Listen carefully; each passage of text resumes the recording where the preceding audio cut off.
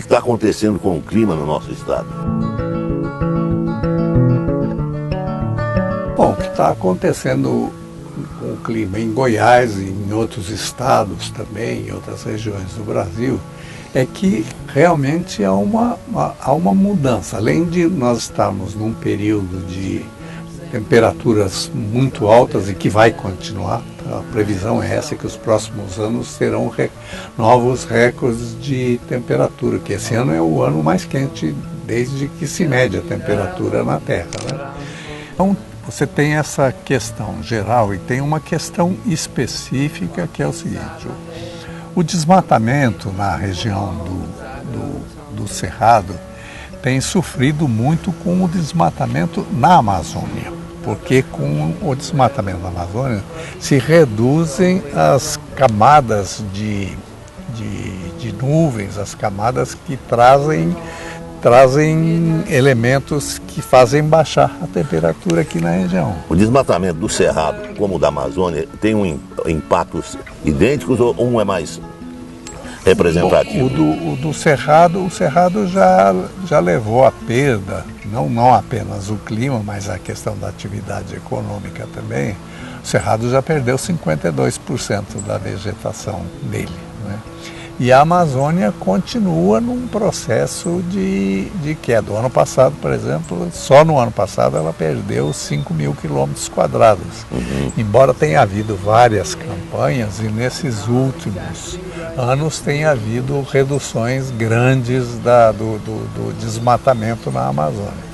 Mas com as camadas mais frias reduzindo a vinda para cá, tem uma influência muito grande no clima, isso e nas chuvas, né?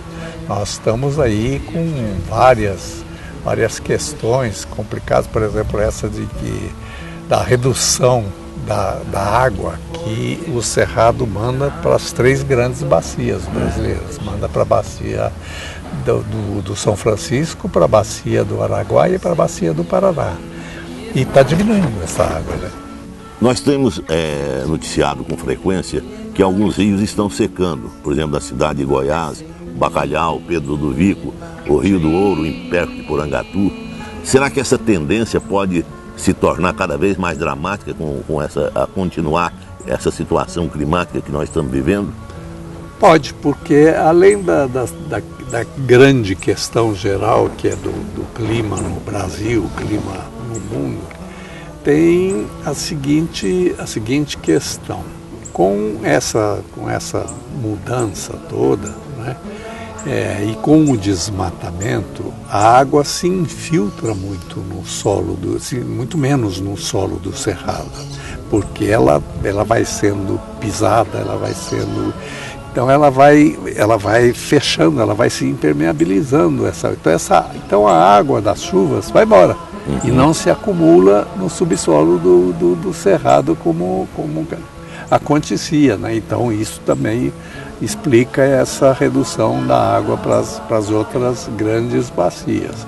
Agora, continua o desmatamento no Cerrado e na região de transição para a Amazônia, porque a agricultura continua avançando, né? E as ocupações humanas continuam avançando e elas vão tendo efeitos no ambiente do Cerrado. O que se percebe, até o delegado do meio ambiente tem preconizado que o Araguaia está prestes a morrer, está prestes a secar.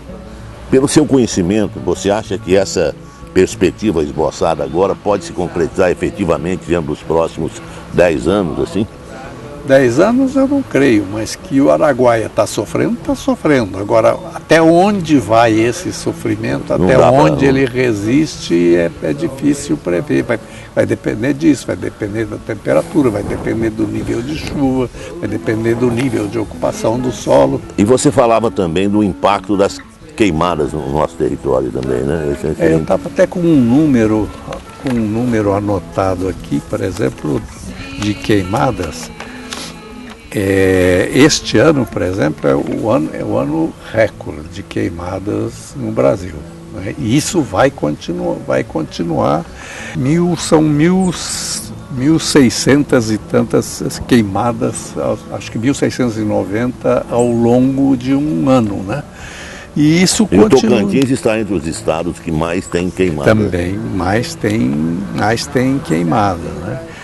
O Tocantins ainda sofre mais que Goiás com a questão do Amazonas, porque ele tá encostado, né? Então, o que tem, por exemplo, que nessa área de transição do Cerrado para a floresta amazônica e a parte mais próxima, você tem um desmatamento de 750 mil quilômetros quadrados. Isso equivale a Portugal, Itália e Alemanha juntos. 3 países. 3 países juntos é uma loucura, né? É uma loucura, isso aí. Washington, pelo andar da carruagem, o que os governos de hoje e de amanhã poderiam fazer para manter um equilíbrio entre avançar com a agricultura e sem desmatamento e sem, vamos dizer assim, provocando esse estrago no meio ambiente? O que poderia ser? Qual seria uma ação que o governo poderia desenvolver nesse sentido? A primeira coisa que tem que ter eu tenho uma política para essa região. E essa política inclui o seguinte: é proibido desmatar ou no todo ou então reservar apenas áreas muito pequenas para isso aí e com penas muito pesadas para quem infringir essa coisa. Mas, na verdade, isso não acontece, você sabe disso. O agronegócio tem um peso muito forte nessa história. Tem um peso muito forte, talvez o peso político mais forte. E também danoso, você diria que é um peso danoso também, ou não? Em parte ele é danoso, ele é necessário porque ele precisa para produzir, para alimentação interna e para exportação, mas ele tem uma parte que é danosa, não se respeita onde deveria respeitar, não se para com o desmatamento, é cada vez maior. E você tem também um outro setor que tem uma influência muito danosa, que é o da indústria madeireira. Washington, como será o futuro do mundo com essas questões ambientais desafiando governos e a sociedade?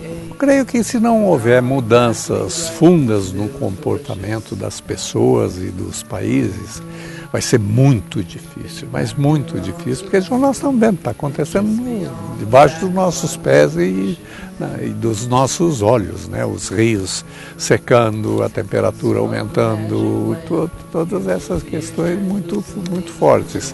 Se não houver políticas adequadas e programas de ação adequados, o futuro dos nossos filhos, dos nossos netos vai ser muito difícil. Washington, muito obrigado pela entrevista, viu? Obrigado a você, Isaac. Felicidades, viu?